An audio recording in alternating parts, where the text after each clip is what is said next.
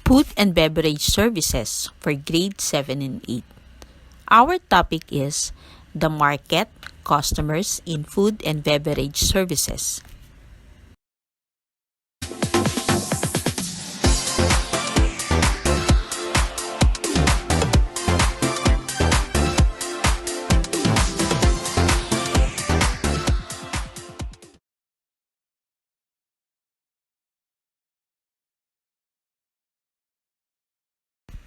Aspiring entrepreneurs need to explore the economic, cultural, and social conditions prevailing in an area, needs and wants of the people in a certain area that are not met may considered a business opportunities. Identifying the needs of the community, its resources, available raw materials, skills, and appropriate technology can help a new entrepreneur seize business opportunities. Market. Market is any place where makers, distributors, or retailers sell and consumers buy. The term may also refer to a whole group of buyers for a good or service. The marketing concept is preoccupied with the idea of satisfying the needs of the customers by means of the product as the solution to the customer's problems or needs. It represents the major change in today's industry of food and beverage orientation that provides the foundation to achieve competitive advantage. The 5 market concepts are: number 1, the production concept. The concept holds that the consumers will prefer products that are widely available and inexpensive. This orientation holds that consumers will favor those products that offer the most quality, performance, or innovative features. Number 2 is the selling concept, a business orientation that holds consumers and business, if left alone, will ordinarily not buy enough of the selling company's products. Number 3, the marketing concept. It holds that the key to achieving its organizational goal of the selling company consists of the company being more effective than competitors in creating, delivering, and communicating customers' value to its selected target customers. The marketing concepts rest on 4 pillars: the target market, the customer's needs, the integrated marketing, and the profitability. Number 5, the societal marketing concept. This concept holds the organization's task is to determine the needs, wants, and interests of target markets and to deliver satisfaction more effectively and more efficiently than competitors are. Additionally, it holds that this all must be done in a way that preserves or enhances the consumers' and society's well-being. Players in the market, competitors. Number 1, direct competitors are competitors who are directly vying for your customers. When most new business owners think about their competition, direct competitors are what come to mind. Number 2 are the potential competitors. Those are competitors who do the same thing that you and target the same kinds of customers but aren't selling in your market area and aren't likely to do so. They could be your competitor if they decided to enter but either don't have the infrastructure or have chosen to ignore your area. Number 3, indirect competitors are businesses that are in the same category but they sell different products and services. Number 4, future competitors are like potential competitors but they're much more ready and are likely to enter your market. And number 5, replacement competitors are those who provide an alternative to the services that you offer that solves the same pain points. If there is more than one way to solve the problems you solve with your business, you may have a replacement competitor. How to analyze competitors in the food and beverage service industry. First, effectively monitor competitors' pricing strategies and proactively took informed business decisions. Second, compare the performance of the competitors and identified opportunities to differentiate products and services. Third, remain updated about the advertising campaigns in terms of competitors' brand, positioning, and target market. And fourth, gain better visibility into the market landscape in terms of the market position and brand strategy. The study of the business environment in a particular location has far-reaching and long-term effects on a small or micro enterprise's viability. In fact, business ideas and opportunities are partly shaped or determined by business location. Unless it is possible to migrate to more favorable locations, the idea and opportunities for business will oftentimes be delimited to the surrounding areas. The business environment consists of both tangible and intangible factors that affect either the external or internal business operations. The tangible factors.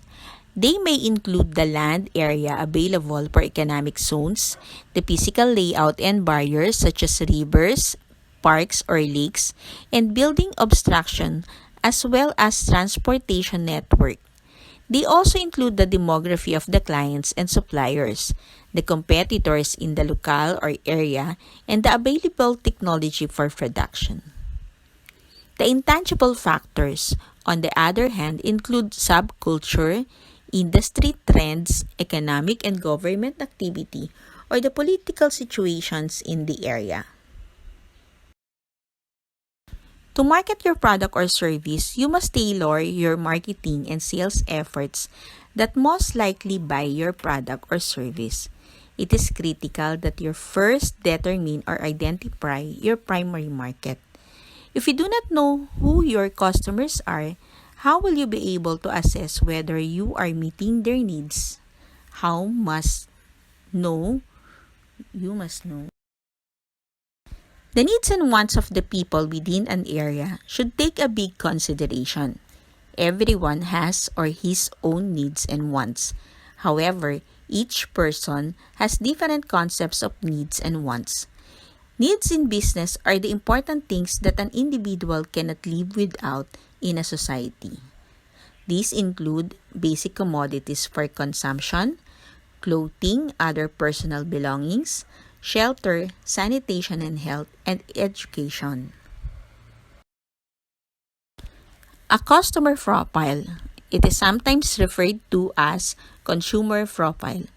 It is a document that lists pain points, interests, buying patterns, and demographic characteristics of companies' customers. Geographic. Potential customers are in local, state, regional, or national marketplace segment. If you are selling a product such as farm equipment, geographic location will remain major factor in segmenting your target market since your customers are located in a particular rural areas. On the other hand, if you own a retail store, geographic location of the store is one of the most important considerations. Demographic. This pertains to the number of people living in the area, their age, gender, socioeconomic status, family size, religion, and even growth trends.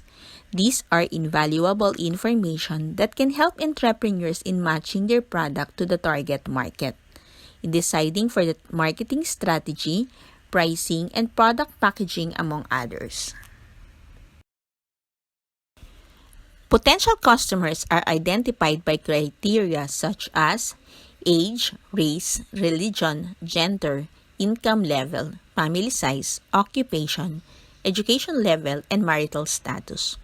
Choose those characteristics of your demographic target market that relates to the interest, need, and ability of the customer to purchase your product or service.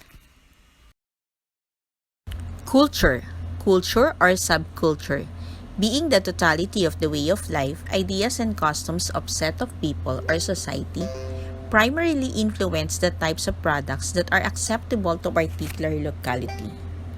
For example, the influence of the Japanese culture gave rise to minimalist designs. A subculture also shapes the emotional environment of the area. For instance, the feeling of fear of a specific location may serve as a barrier for a business.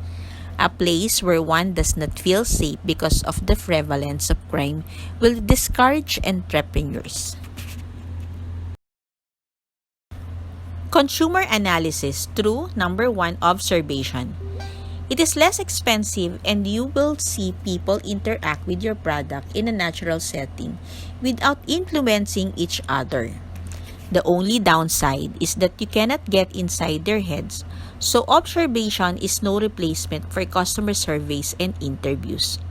During customer observation session, someone from the company take notes while they watch an ideal user engage with their product or similar product from a competitor. Number two, interviews are one-on-one conversation with members of your target market. Nothing beats a face-to-face interview for diving deep and reading nonverbal cues. But if an in-person meeting is not possible, video conferencing is a solid second choice. Regardless of how you conduct it, any type of in-depth interview will produce big benefits in understanding your target market and customers.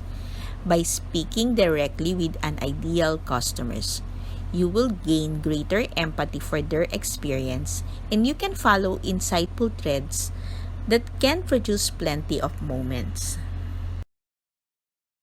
Number three, group discussion. It brings together a carefully selected group of people who fit a company's target market.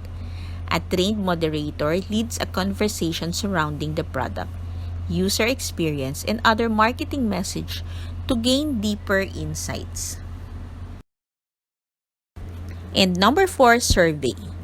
Ask users a short series of open or close-ended questions, which can be delivered as an on-screen questionnaire or via email. Surveys prove to be the most commonly used market research technique. It is easy and inexpensive to conduct, and you can do a lot of data collection quickly. The data is straightforward to analyze, even when you have to analyze open-ended questions whose answer might initially appear difficult to categorize. A time to remember.